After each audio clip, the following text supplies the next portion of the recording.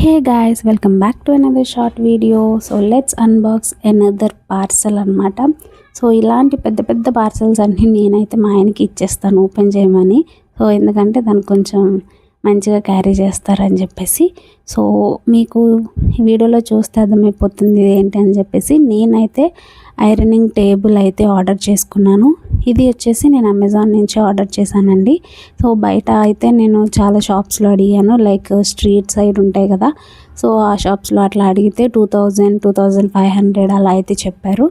So ఎందుకు అంత amount అని చెప్పేసి నేనైతే అమెజాన్లో చెక్ చేస్తే నాకు ఇది జస్ట్ 1300 ఆ ప్రైస్లో వచ్చేసింది.